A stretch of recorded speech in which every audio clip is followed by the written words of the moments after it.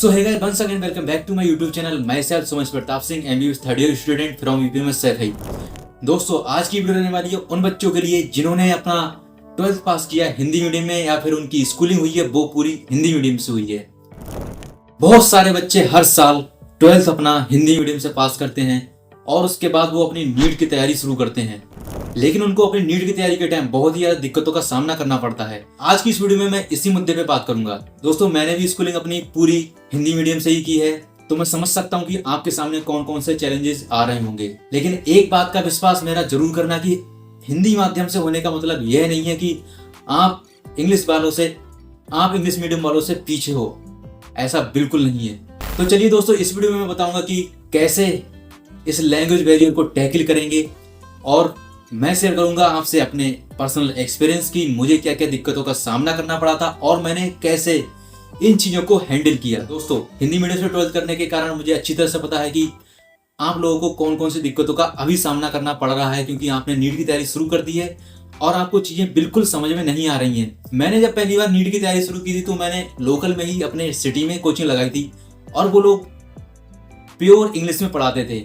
अब जो बच्चा एवकोविप जैसे वर्ड को एकदम से आकर के गैमेटोफाइट सुन रहा है तो उस बच्चे को कितनी दिक्कतें होंगी वो आप समझ सकते हैं। और ये तो मात्र एक वर्ड है, वर्तिका, जिनको इंग्लिश में स्टिग्मा स्टाइल बोलते हैं, और भी बहुत सारे वर्ड्स हैं जो बहुत ज्यादा टफ लगते हैं। इन सब चीजों को हैंडल करना बहुत ही ज्यादा कठिन था, तो मैंने इन चीजों को कैसे हैंडल किया आज की इस वीडियो में एकदम क्लियर कर दूंगा। तो दोस्तों सबसे पहले जो चीज थी वो थी सिलेबस को समझना। हिंदी मीडियम या फिर और भी मीडियम वालों के लिए जो बोर्ड्स होते हैं उनका सिलेबस थोड़ा इधर उधर होता है, मतलब थोड़ा ज्यादा होता है। एनसीईआरटी के मुकाबले अगर बात करूं तो बहुत ज्यादा होता है। जैसे एक छोटा सा एग्जाम्पल दूं, हिंदी मीडियम की किताबों में बहुत ज्यादा फैमिली दी हुई थी। उस टाइम पता नहीं कौन कौन सी फैमिली थी, मुझे अब याद नहीं है। और एनसीईआरटी में उस टाइम सिर्फ 3 थी और चौथी का नाम था सिर्फ सोलेनेसी फैमिली का। इसके अलावा भी बहुत सारी फैमिली थी, गुड़हल वगैरह की, मुझे खास याद नहीं रहा। और जेनेटिक और उधर एवोल्यूशन में बहुत ज्यादा दिया हुआ था। तो इन चीजों को मैंने कैसे हैंडल किया, तो दोस्तों आपको करना क्या है, जो नीट की तैयारी होती है वो होती है एनसीईआरटी बेस्ड पर, मतलब एनसीईआरटी का पैटर्न पूरा लागू है। तो सबसे पहले एनसीईआरटी के सिलेबस को समझें कि एनसीईआरटी में क्या क्या सिलेबस दिया हुआ है। अब तो शायद कई बोर्ड्स में भी सिलेबस एनसीईआरटी का ही फॉलो होने लगा है, लेकिन अगर फिर भी आपके बोर्ड्स में एनसीईआरटी का सिलेबस फॉलो नहीं होता है तो सबसे पहली चीज जो है वो सिलेबस को समझना ही है। आपको करना क्या है, एनसीईआरटी की लाइन टू लाइन पढ़नी है, एकदम लाइन टू लाइन, क्योंकि क्वेश्चंस वहीं से उठ रहे हैं, इधर उधर से अब नहीं आ रहे हैं। जैसे आपकी बोर्ड्स की कोई भी बुक होगी, टेक्स्ट बुक जो भी आपके स्कूल वाले चलवाते होंगे, तो आप सोचो कि वो पढ़ के नीट क्लियर होगा, तो ऐसा नहीं है। क्वेश्चन आपको एनसीईआरटी से ही मिलेगा। इवन जो ऑप्शन होंगे वो भी एनसीईआरटी की लाइन टू लाइन ही होंगे। बायोलॉजी और केमिस्ट्री के लिए एनसीईआरटी से तो बेस्ट कुछ है ही नहीं। इन दोनों सब्जेक्ट की एनसीईआरटी तो लाइन टू लाइन पढ़नी ही है। और दोस्तों हिंदी मीडियम से होने का ये बिल्कुल भी मतलब नहीं है कि आप नहीं कर सकते हैं, आप अच्छे से तैयारी कर सकते हैं। चलिए अब बात करेंगे कि टर्मिनोलॉजी को कैसे समझें।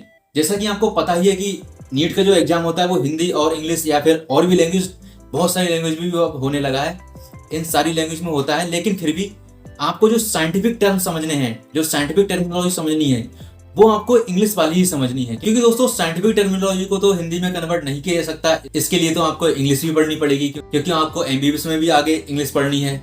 सारी बुक्स ये आप देख रहे हैं नीचे से, first year, second year, third year, ये सारी इंग्लिश में ही है।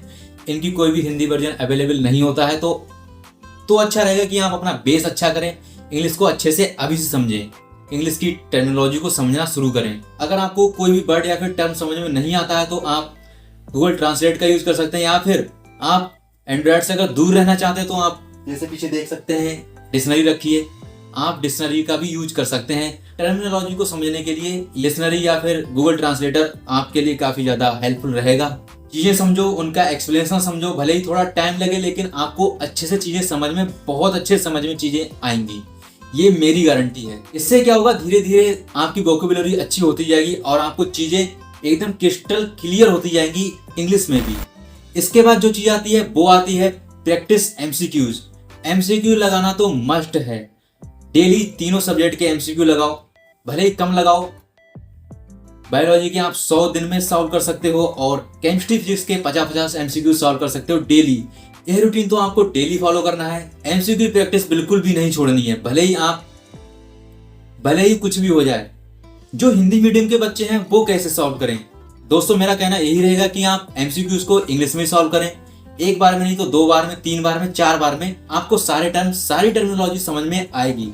तो आप एमसीक्यू की प्रैक्टिस है वो आप इंग्लिश में ही करें, ये आपके लिए बेटर रहेगा। क्योंकि कई बार क्या होता है कि जो नीट का पेपर होता है उसमें अगर गलत ट्रांसलेट किया गया होता है तो इंग्लिश वाला ही माना जाता है, ये उनकी कंडीशन में साफ लिखा होता है। तो अच्छा ये रहेगा कि आप एमसीक्यूज को इंग्लिश में सॉल्व करें। अब जब आप इंग्लिश में सॉल्व करना स्टार्ट करेंगे तो आपको बहुत ही अच्छे से एकदम क्विकली टर्म याद हो जाएंगी और इससे आपको एग्जाम में काफी ज्यादा हेल्प होगी।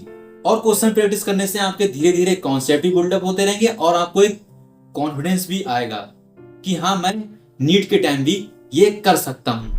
चलिए दोस्तों, इसके बाद बात आती है कि लैंग्वेज बैरियर को टैकल कैसे करें। आखिर जो हिंदी मीडियम के बच्चे हैं वो इस इंग्लिश को कैसे टैकल करेंगे? दोस्तों सबसे पहले कोई भी कॉन्सेप्ट है वो आप हिंदी में समझिए, आप इंग्लिश में एकदम से मत समझिए, आप हिंदी में समझिए। आपकी जो टेक्स्ट बुक है स्कूल वाली, आप उनमें कॉन्सेप्ट को रीड कर सकते हैं, क्योंकि जो बोर्ड्स की बुक होती है उनमें बहुत अच्छे से दिया हुआ होता है। एनसीईआरटी में तो बहुत ही ज्यादा कंसाइज करके लिखा है, लेकिन आपकी जो बुक्स होंगी उनमें बहुत ज्यादा अच्छे से दिया हुआ होगा। तो जो भी कॉन्सेप्ट आपको पढ़ाया गया है आपकी कोचिंग में या फिर आपने ऑनलाइन जिस भी माध्यम से आप पढ़ रहे हैं, आप उस कॉन्सेप्ट को एक बार बुक से रीड करिए, अपनी हिंदी वाली बुक से। उसके बाद आपको क्या करना है, उसके बाद आपको धीरे धीरे इंग्लिश की टर्मिनोलॉजी को, सेम उसी को इंग्लिश की टर्मिनोलॉजी को समझना है। जैसे मैंने अभी आपको कुछ एग्जांपल दिए, जैसे मैंने ये इतने टफ वर्ड का नाम लिया, एवमुकोद्भिद, ये प्रोनाउंसिएशन करने में ही कितना ज्यादा मुश्किल है, इसको मैंने कैसे समझा, आखिर ये चीजें कैसे याद हुई? वो ऐसे ही याद हुई, पहले मैंने उन चीजों को हिंदी वाली एनसीईआरटी में पढ़ा या फिर अपनी हिंदी वाली बुक में पढ़ा, उसके बाद उनको इंग्लिश में पढ़ा, तो मेरे दिमाग में एकदम सेट हो गया कि उसकी इंग्लिश क्या है। अगर आपकी इंग्लिश वीक भी है तो आप टेंशन मत लो, धीरे धीरे प्रैक्टिस करो। आखिर आपने हिंदी में बोलना भी तो सीखा है, तो आप वैसे ही इंग्लिश में भी बोलना सीख जाएंगे धीरे धीरे। भले ही आप बोल ना पाए, लेकिन आपको अंडरस्टैंडिंग बहुत अच्छी हो जाएगी। आप लिखी हुई चीजों को बहुत अच्छे से समझ सकते हैं। इसके लिए आप क्या कर सकते हैं, इसके लिए आप डेली रीड करो, छोटे छोटे आर्टिकल पढ़ो, एनसीईआरटी की लाइनें पढ़ो, उनको समझने की कोशिश करो। धीरे धीरे प्रैक्टिस करोगे तो आपकी इंग्लिश बहुत अच्छी होती जाएगी, क्योंकि चीजें आपकी हैबिट में आने लगेंगी। और इसके बाद क्या होगा, आपको एग्जाम में बिल्कुल भी डर नहीं लगेगा, बिल्कुल आपका डर निकल चुका होगा। दोस्तों इसके बाद जो चीज आती है वो आती है कंसिस्टेंसी और सेल्फ बिलीफ। ये दोनों चीजें आपकी नीट की तैयारी में होना मस्ट है। अगर आप इन दोनों चीजों को फॉलो नहीं करते हैं, आपके अंदर सेल्फ बिलीफ नहीं है, तो यकीन मानिए आपसे नीट नहीं होगा। आपको खुद के ऊपर भरोसा रखना होगा कि आप हिंदी मीडियम से होने के बाद भी नीट क्रैक कर सकते हो। आप ये सारी बुक्स देख रहे हो ना, आपको बाद में पढ़ना ही पढ़ना है इंग्लिश में, तो क्यों ना आप अभी से अपने कॉन्सेप्ट बिल्डअप करना शुरू करो। क्यों अभी से इंग्लिश से डरना? मुझे तो वो लोग बिल्कुल नहीं पसंद आते जो कहते हैं कि एक बार नीट क्लियर कर लो, उसके बाद इंग्लिश अच्छे से, उसके बाद अपनी इंग्लिश अच्छी कर लेना। नहीं, बिल्कुल नहीं। आप अभी से पढ़िए, आप अभी से इंग्लिश में प्रैक्टिस करेंगे तो आपको चीजें बहुत अच्छी समझ में आएंगी और आपको एक माहौल मिलेगा। आपके चारों तरफ जो मटेरियल भी है वो भी इंग्लिश में ही दिया हुआ है, तो आपकी ये टेंशन खत्म हो जाएगी कि मटेरियल नहीं मिल रहा है हिंदी में। अच्छा, तो दोस्तों रोज पढ़ाई करो, अपना टाइम अच्छे से मैनेज करो, एक लगातार सीक्वेंस में पढ़ाई करो, सब्जेक्ट को सीक्वेंस में फॉलो करो। किसी भी सब्जेक्ट को किसी भी दिन नहीं छोड़ना है, तीनों सब्जेक्ट पढ़ने हैं और तीनों सब्जेक्ट के एमसीक्यूज भी सॉल्व करने हैं। इतना याद रखना कि अपने मीडियम को लेकर के खुद को अंडर एस्टिमेट बिल्कुल मत करना। बहुत बच्चों ने 12th पास किया है हिंदी मीडियम से और बहुत बच्चों ने नीट को क्रैक किया है और बहुत अच्छे डॉक्टर हैं। ये बात तो अपने दिमाग में डाल लो कि जो बच्चे मेहनत करते हैं उनके लिए हिंदी मीडियम या फिर कोई भी मीडियम मायने नहीं रखता है। तो दोस्तों ये थी कुछ टिप्स जो कि हिंदी मीडियम के बच्चों के लिए थी। उम्मीद करता हूँ ये वीडियो आपको बहुत ज़्यादा पसंद आई होगी। अगर ये वीडियो आपको हेल्पफुल लगी हो तो अपने नज़दीकियों में या फिर अपने दोस्तों में या फिर अपने जूनियर्स में वीडियो को जरूर शेयर करें।